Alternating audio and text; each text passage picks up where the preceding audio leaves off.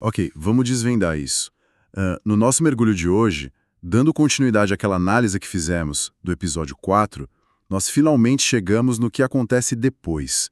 O quinto capítulo dessa história, chamado de Perto Demais. E que título apropriado, né?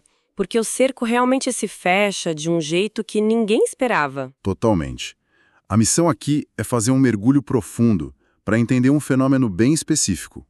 Tipo, o que acontece de verdade quando uma fantasia platônica daquelas que a gente guarda às 7 chaves, sabe? Quando isso colide direto com a dura e implacável realidade. É sobre como o isolamento acaba. Porque o isolamento é a base de qualquer segredo.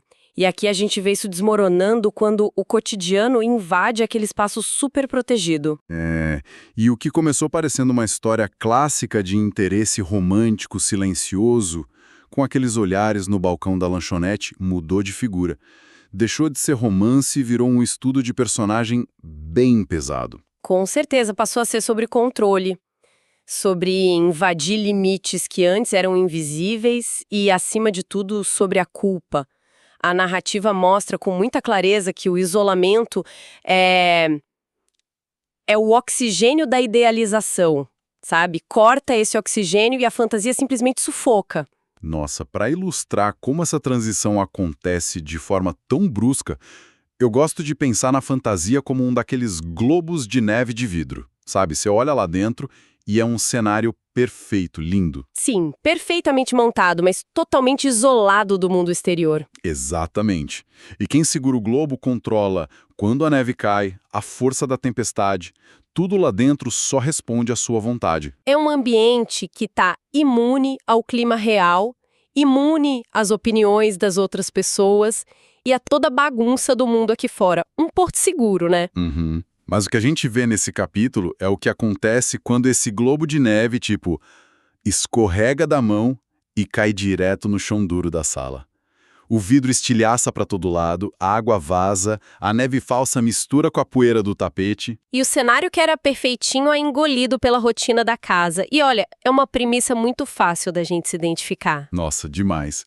Porque quem nunca idealizou uma situação na cabeça, montando até os diálogos, né? E aí, quando a realidade bate na porta, o resultado é pânico puro. É o famoso cuidado com o que você deseja. Só que com um tempero extra de ansiedade. E tudo começa a mudar numa terça-feira super abafada. Perto da hora do almoço, a Cláudia, que é a esposa do Marcos, entra na lanchonete. Mas não é a Cláudia de sempre. Não, o texto deixa muito claro que a linguagem corporal dela está completamente diferente. Sem a bolsa a tiracolo, sem aquela pressa de sempre. Exato. Ela não tem mais aquele olhar apressado de jornalista correndo atrás de pauta. Porque, bom, o jornal onde ela trabalhava fez um corte enorme e demitiu metade da equipe. Ela rodou nessa. E o baque psicológico disso é enorme, né? Gigante. Porque pensa bem, a Cláudia é descrita como alguém que vivia exausta, nervosa até, mas que tirava muito do propósito de vida dela dessa profissão. Perder o emprego não é só perder dinheiro no fim do mês, ela perdeu uma âncora de identidade. E o Marcos, ele percebe a gravidade na mesma hora. O primeiro instinto dele até que é bom. Ele sai do caixa, senta do lado dela, segura as mãos e tenta acalmar as coisas. Diz que vai ficar tudo bem. Ele tenta criar um ambiente seguro. E o texto até diz que o Marcos gosta da ideia de ter a Cláudia ali mais perto, num ritmo menos frenético. Sim, porque aí ela começa a ajudar na lanchonete, para ocupar a cabeça, arruma o estoque, mexe nas redes sociais do lugar. Parecia uma oportunidade incrível para o casal se reconectar, dar um fôlego no casamento. Parecia. Mas a reviravolta que acontece na semana seguinte é daquelas que o Marcos nunca, nem nos piores pesadelos, iria prever. E ataca logo a zona de conforto dele. Porque a Cláudia, tentando criar essa nova rotina, começa a almoçar todo santo dia com ninguém menos que a Gabriela. A Gabriela, a musa do café dele. E aquilo que parecia uma reaproximação conjugal maravilhosa vira um tormento absoluto. As duas viram amigas íntimas de um jeito muito rápido. Começam a falar de filmes, dão dicas de livros uma para outra, falam de relacionamentos. A Gabriela passa a admirar muito a Cláudia. E a Cláudia tá radiante, porque finalmente achou alguém leve para conversar e esqueceu um pouco o estresse da demissão. E o Marcos fica lá, jogado por escanteio. Observando o porto seguro dele ruir de longe. É tipo quando Imagina que você tem dois grupos de amigos que não têm nada a ver um com o outro. Você jura que eles não podem se misturar. Sei bem como é. Aí eles se encontram numa festa e do nada viram melhores amigos. Esquecem de você. Exato. De repente eles gostam mais um do outro do que da pessoa que apresentou eles, mas pro Marcos não tem graça nenhuma. Ele sente uma dor física quando a Gabriela entra e procura logo pela Cláudia, e não por ele. O olhar dela desvia. Sim. E isso me faz pensar, se antes eles tinham aqueles momentos roubados, sabe? Uma mensagem de madrugada, uma conversa no caixa, como é que a presença da Cláudia destrói isso de forma tão profunda? O que é fascinante aqui é que a fantasia do Marcos precisava obrigatoriamente desse isolamento para existir. Ele precisava que a vida em casa com a Cláudia e os flertes com a Gabriela fossem, tipo, universos paralelos. Linhas do tempo que nunca podiam se cruzar. Isso. Ao trazer as duas para o mesmo espaço físico e emocional, e pior, ver elas construindo uma aliança ali na frente dele, os muros dessa vida dupla caem por terra. Ele é forçado a ver as duas não como arquétipos que ele inventou. Ele perdeu o poder de roteirista da própria história, né? Perfeitamente colocado. Ele não pode mais olhar para a Cláudia e pensar, a esposa ausente e estressada. E não pode mais olhar para a Gabriela e ver só a musa da lanchonete. Elas viraram pessoas reais e tridimensionais. E a humanização quebra o egocentrismo dele. E ainda tem um agravante. A Cláudia tá ali, presente e vigilante. O Marcos perdeu a invisibilidade que deixava ele flertar em paz. E como ter uma luz branca de interrogatório em cima da cabeça dele o dia todo. E essa luz de interrogatório traz um negócio muito tenso logo em seguida. Uma noite eles estão guardando as mesas e a Cláudia solta super desarmada que a Gabriela acha ele gentil e engraçado. E o Marcos tem uma reação beirando o cômico de tão desesperada. Ele quase derruba os copos. Nossa, sim. Tenta desconversar na mesma hora, solta um imagina, claro que não, força um sorriso amarelo e tenta justificar dizendo que a Gabriela fala isso de todo mundo. Mas a Cláudia para e fica só olhando para ele, num silêncio mortal, tentando ler a expressão dele. E esse silêncio da Cláudia engatilha no Marcos o que eu acho que é o ápice da covardia emocional de toda essa história. É o botão de fuga. Ele entra em modo de sobrevivência puro, porque ele percebe que não sabe lidar com o olhar da esposa e muito menos com essa amizade real da Gabriela com a família. Então ele se esconde. Beira o infantil, cara. Ele começa a evitar a Gabriela de um jeito absurdo. Se ela chega, ele inventa a urgência no estoque, passa a bola pro Alex, o funcionário que nem sabe que tá num campo minado. O pobre do Alex lá perdido. Pois é. O Marcos foge pra casa mais cedo, para de responder mensagem, só que a Gabriela é esperta. Ela percebe a mudança e, claro, fica super magoada. E toda essa tensão vai estourar nos fundos da lanchonete, num dia que estava caindo o mundo de chuva. E vale notar que a chuva aí não é só para deixar o cenário bonito. Na literatura, a chuva sempre funciona como esse símbolo de lavagem, sabe?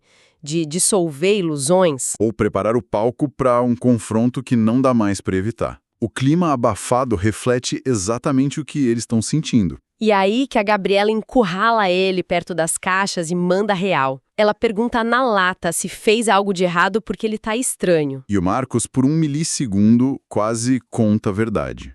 Quase admite que precisava de espaço, porque estava confundindo tudo. Mas, olha, espera aí, eu preciso fazer uma pausa. Claro, o que te chamou a atenção aí? É que o Marcos simplesmente decide não falar a verdade.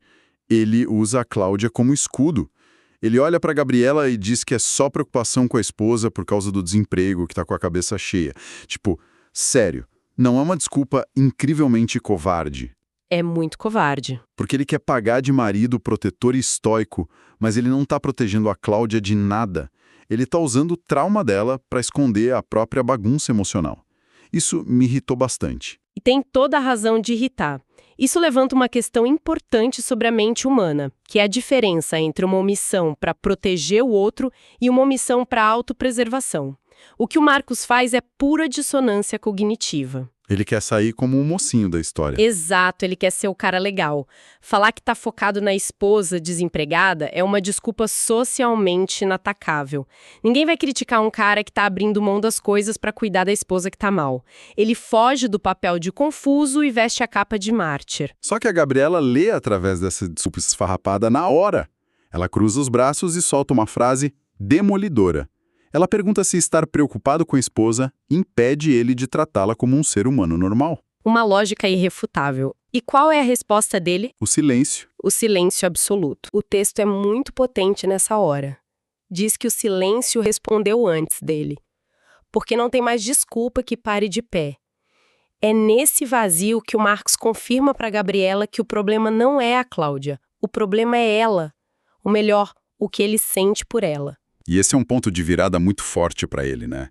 Ele vê a Gabriela perder o brilho, abaixar o olhar e dizer que acha que entendeu. Ela vira as costas e vai embora, claramente machucada. É o choque de realidade. Ele percebe que o romantismo dele, que ficava só na cabeça, virou responsabilidade afetiva. Esse conflito interno está causando danos reais agora. É um banho de água fria absurdo. Ele tentou se proteger e machucou a pessoa que ele idealizava. Mas a vida tem aquele senso de humor irônico, sabe?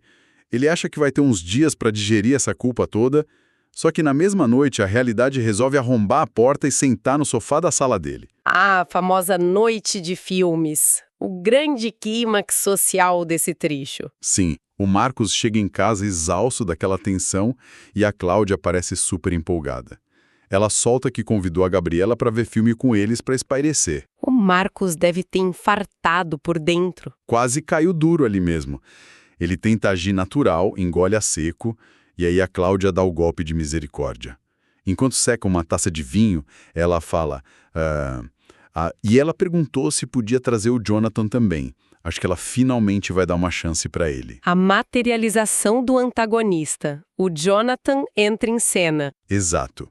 O cara era só um nome flutuando nas conversas e agora é um concorrente de carne e osso. O Marcos entra em choque. Mas aí a campainha toca e a expectativa dele vai pro chão. Porque não entra um vilão arrogante que ele pudesse odiar. Não, entra um rapaz simples, alto, tranquilo, meio desajeitado. E com um detalhe incrível, ele traz não uma, mas 2 garrafas de vinho. O que isso quer dizer na sua visão? Olha, incluir as 2 garrafas é brilhante. Mostra alguém que está ansioso para agradar a todos, sabe? Mostra uma vulnerabilidade, tipo um cara inseguro de estar invadindo a casa dos outros, mas que quer garantir uma noite farta. Ele está se esforçando de verdade. Passa longe daquela postura de quem já ganhou o jogo. E o jeito que ele olha para Gabriela. O texto diz que é aquele olhar de homem apaixonado, babando sem perceber. Sim, isso deixa o Marcos totalmente perplexo. E a dinâmica na sala fica fascinante, porque as mulheres tomam conta do ambiente. Ficam no sofá principal, dão risada, dividem a manta. Parecem amigas de infância. E os 2 caras vão escanteados para as poltronas no canto, no escuro. Eles viram espectadores, não só do filme, mas das mulheres das vidas deles. E confessando uma coisa, quando eu estava lendo essa parte eu fiquei confuso com a reação do Marcos. Eles começam a conversar baixo, falam de futebol, trabalho... O Marcos saca que o Jonathan é super transparente e gentil. Transborda paixão pela Gabriela. Uhum. Aí as mulheres vão para a cozinha pegar uns petiscos e o Marcos tem a chance de perguntar na lata se faz tempo que ele gosta dela. E o Jonathan, com uma sinceridade cortante, diz que gosta dela desde moleque, que tinha medo de estragar a amizade. Essa fala desmonta toda a estrutura emocional do Marcos. Mas é aí que está a minha dúvida. O instinto natural de um cara que está obcecada por uma mulher há meses seria sentir um ciúme avassalador, né? O Jonathan acabou de dizer que deseja ela desde a infância. Por que o Marcos não surta? Porque ele sente uma espécie de esvaziamento em vez de ódio. Essa é grande charada. A resposta está na natureza dos 2 sentimentos. Mostra o peso da fantasia, sabe? O Jonathan compartilha da mesma hesitação do Marcos, de ter medo de estragar algo bom. Mas o Jonathan é livre. Ele está disponível. Completamente. Ele não tem casamento paralelo, não tem vida dupla, não tem segredo obscuro. Ele pode amar a Gabriela à luz do dia. O Marcos, por outro lado, carrega a exaustão de sustentar uma mentira. A falta de raiva acontece porque ele saca na hora que não tem como competir com a pureza da intenção do Jonathan. Nossa, faz muito sentido. É como se a sinceridade do Jonathan fosse um espelho enorme e o Marcos fosse obrigado a encarar o reflexo torto dele. É o ápice psicológico do episódio. Se conectarmos isso ao cenário maior, essa é a grande epifania de libertação. A falácia do egocentrismo dele quebra.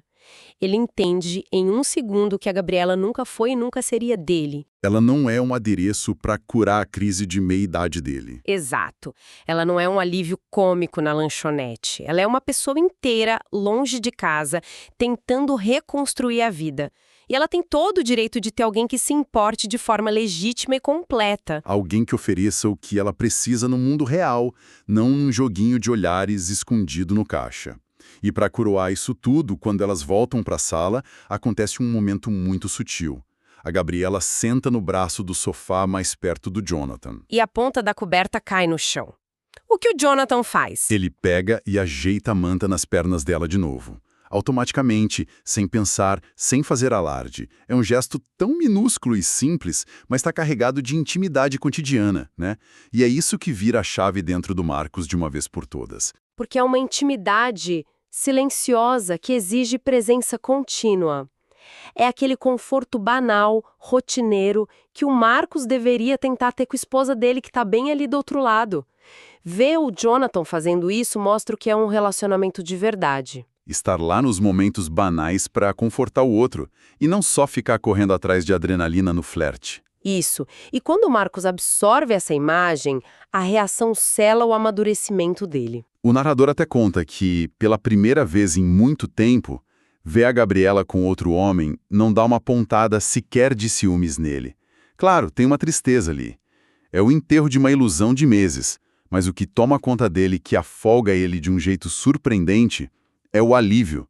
Alguma coisa solta no peito dele. É o barulho daquele globo de neve que a gente falou, batendo no chão e quebrando.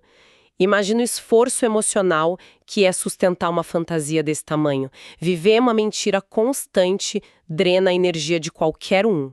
Ele vivia tenso o tempo todo. Muito tenso.